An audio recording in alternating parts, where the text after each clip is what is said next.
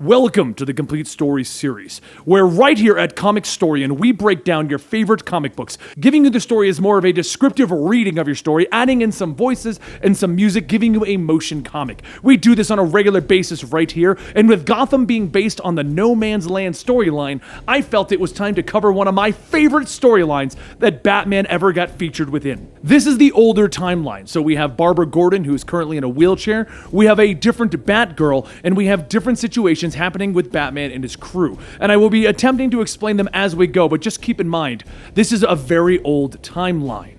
Also, this storyline is primarily what Arkham City is based on, and you'll know why very soon as you get into the storyline. But either way, let's kick off Batman No Man's Land with Gotham in a desolate state. The faint sounds of signs flapping in the wind can be heard along the Gotham City limits.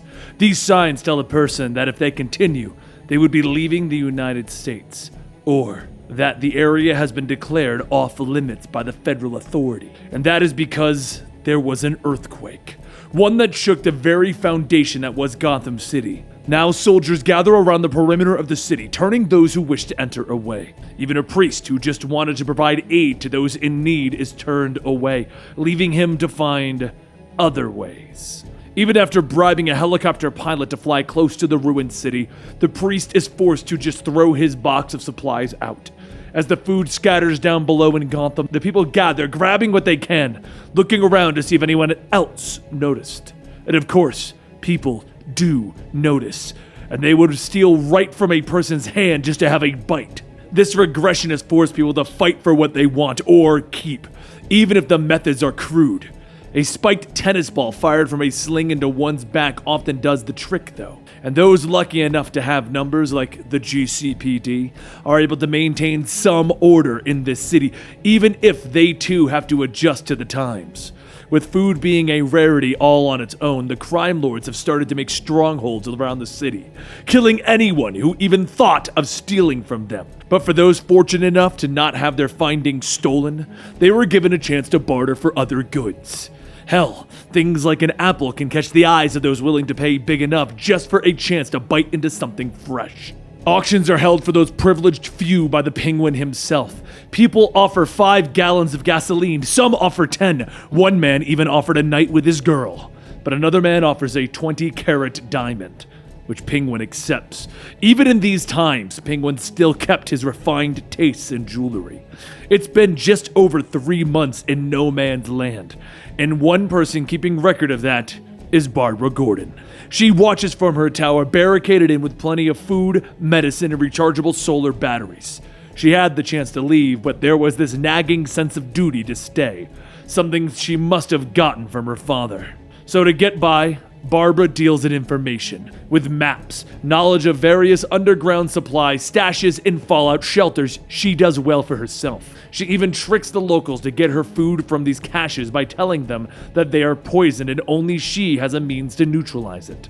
Little do these people know, the food isn't poisoned, but if they knew that, well, they might not come back.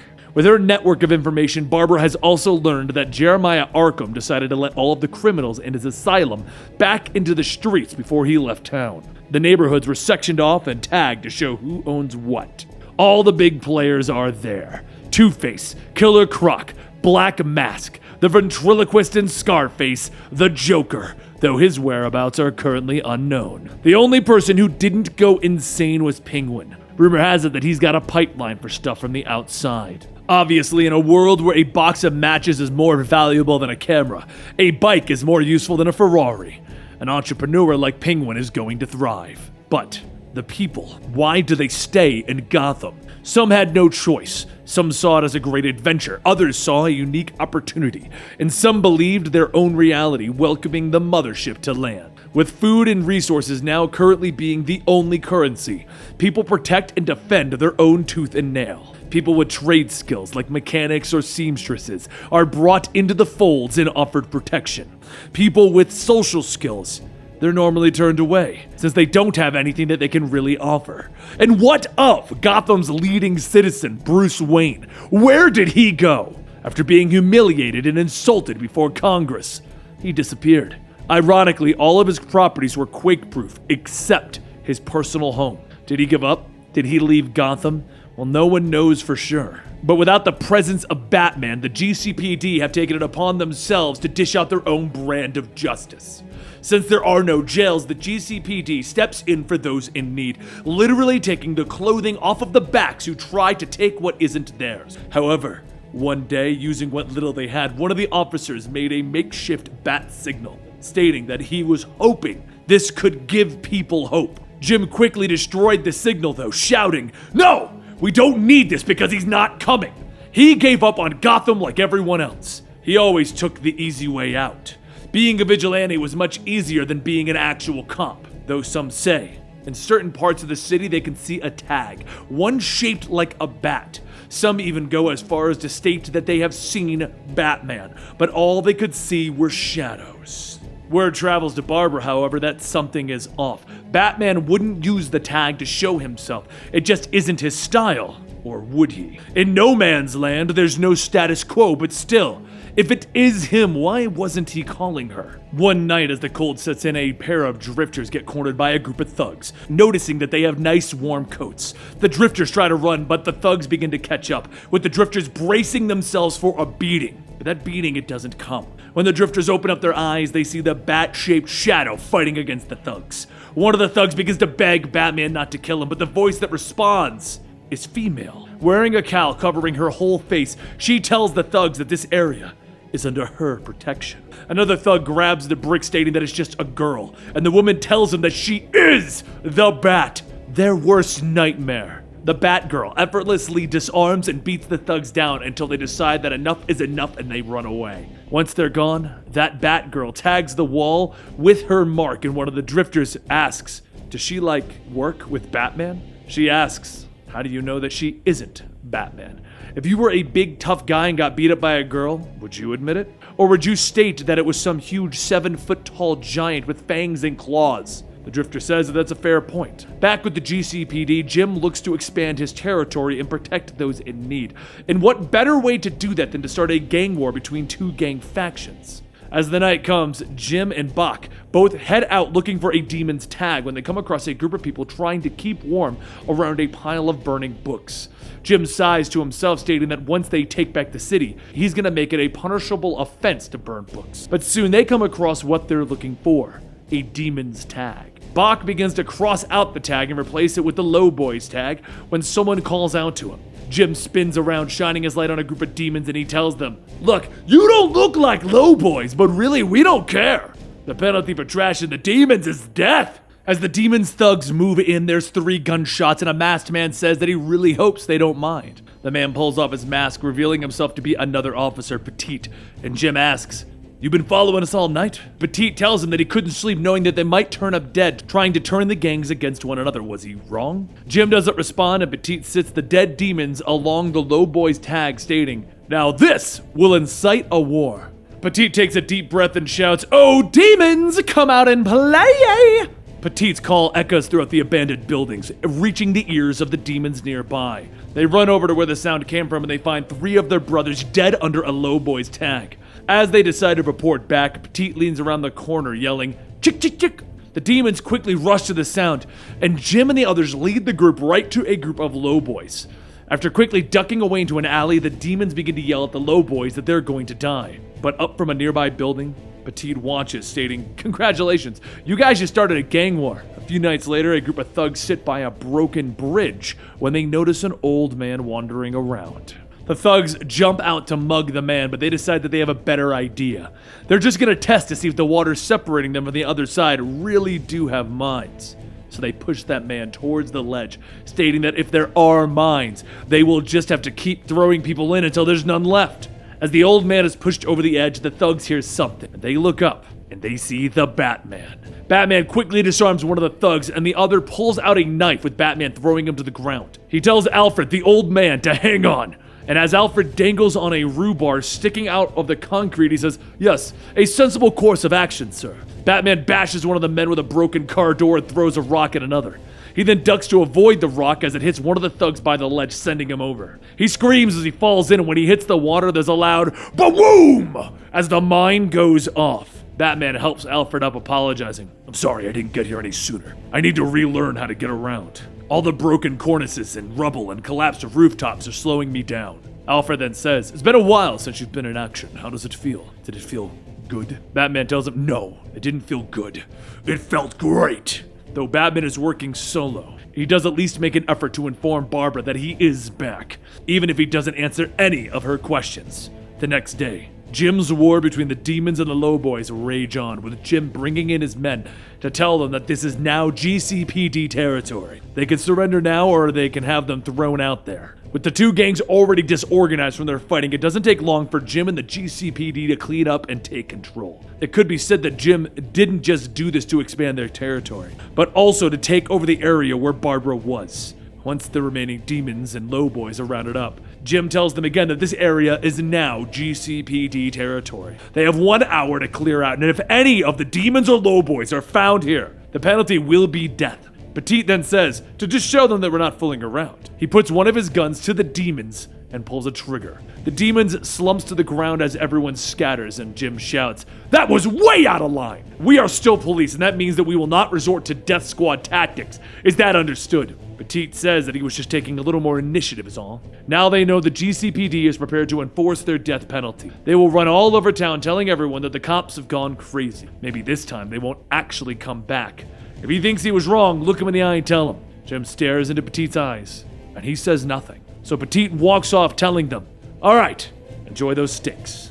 Meanwhile, over at Dooley Square, Batgirl finishes taking out a thug when someone tells her, you have a nice costume. She spins around to see Batman and says she didn't think that he would approve. He hasn't been around and Gotham needed a bat. Batman tells her, my whereabouts and my reasons are my own, but I don't do partners. They've already been sent away because of how dangerous this place is going to be. Batgirl says, well, she plans on continuing to do what she can with or without the costume. She could take it off if he asks. Batman doesn't say anything at first, and then he looks at the Battag, and he says, that's a good idea. I plan on using it. Batgirl then asks, do you mean that I'm approved? And Batman says, you're not disapproved. For now. The next day, Jim and his men stumble upon a Battag, and Jim's scout, Ramirez, asks what does it mean. Jim yells that he'll tell them what it means. Nothing!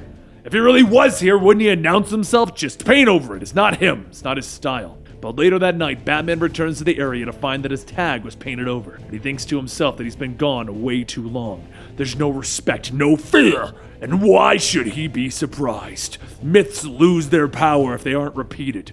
If they don't see him, they won't talk about him. So Batman sneaks into a Scarface-controlled building, and as the person inside wakes up, Batman says, I'm on your side. Just tell me where Scarface sleeps. The man begins to shout, no! Scarface protects us! You're bad! Get out! Just then, one of Scarface's enforcers kicks in the door, firing a shot, barely missing the Batman. He jumps out the window running, and as the enforcer looks out the window, he doesn't take a second shot.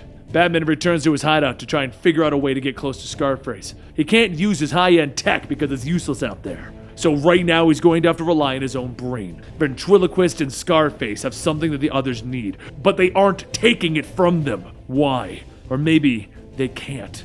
That's right. They control the bullets. That's why the enforcer didn't take a second shot. It's because he couldn't.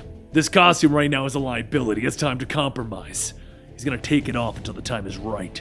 The next morning, Batman heads out without the mask into Scarface's territory, and a man points a gun at him asking, what is he doing? Batman tells him that he's looking to trade. He wouldn't waste his one bullet on a man who could just drop the soda, right? The enforcer then asks, how did he know you only had one bullet? Batman tells him, I knew a guy who ran with the ventriloquist and Scarface a while back. He was the cheapest boss around, always grinding him on the split. He's grinding you too, isn't he? The enforcer laughs, stating that he can't complain, but hey, he's got some cigarettes to trade for the soda. But before the trade could happen, the enforcer notices a few people not working and yells at them to get back to work. Batman asks what's the deal with them, and the enforcer explains that they offer to protect the people here, and they work for them finding stuff. Scarface gets first pick, Rhino divvies up the rest. The suckers get nothing fancy, but enough to live on, like dog food. Batman then asks, how do you protect everyone if you only have one bullet? Then the enforcer tells him that Scarface said they needed to conserve their resources, only 8 of them around. Batman thinks to himself, okay, 1 boss, 1 lieutenant, 8 rifles, now I know the score. He tells the enforcer that he'll trade him the soda for a lighter, on one condition. Give this message to Scarface, There might be another bottle of soda in it for him. Later, Scarface reads Batman's letter aloud, stating, I have 1,000 rounds of 9mm ammunition for trade. If you're interested, send someone wearing a red armband to the same place. Scarface then looks at the enforcer and asks, who gave you this? And the enforcer says some guy he's never seen before. He knew what he was talking about, though. Wasn't like their usual dummies or fools. Ventriloquist says they should discipline their men. They know that they should be talking to strangers. They can't trust a message like that. Scarface then crumbles up the letter, stating, but we can't ignore it. Our ammo isn't gonna last forever. So the next day, Batman goes in to discuss the trade, with Scarface offering that he can take whatever he can carry with 2 arms. Batman tells them okay, but they can't do the trade in their territory. It's just asking to get shot. If he does want to trade, bring 24 flashlights and batteries to Addison Street subway. The case of ammo will be there. Leave the lights, take the ammo, simple as that. Scarface then asks, how do I know you ain't gonna double cross us?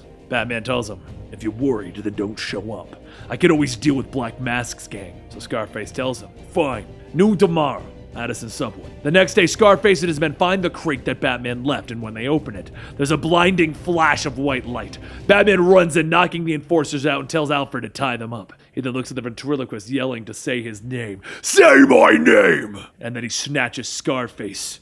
Ventriloquist tells him, Batman! And Batman yells, louder! So the ventriloquist shouts, Batman! And Batman then says, who's in charge here? And the ventriloquist shouts, Batman! Batman's in charge! As everyone is tied up, Batman takes to the streets calling to everyone. Scarface is finished. This is now the territory of Batman. To everyone with a rifle, your friends aren't coming back. Surrender or face my wrath. A man takes a shot at Batman, hitting him in the back, and he falls to the ground. But after a few moments, Batman gets back up and he starts to walk.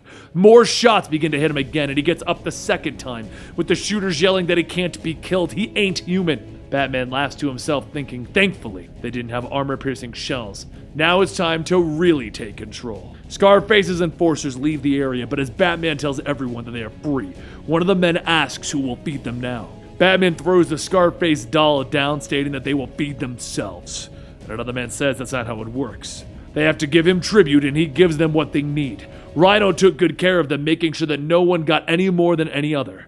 Batman thinks to himself, I know who these people are. The destitute, former welfare recipients. The unmotivated. Rhino then says, it's not about the good guys or bad guys, it's about survival at this point. So Batman tries to think of something, and he says, okay. Whatever you were doing this morning, keep doing it. He returns to the subway telling the enforcers, you have a choice.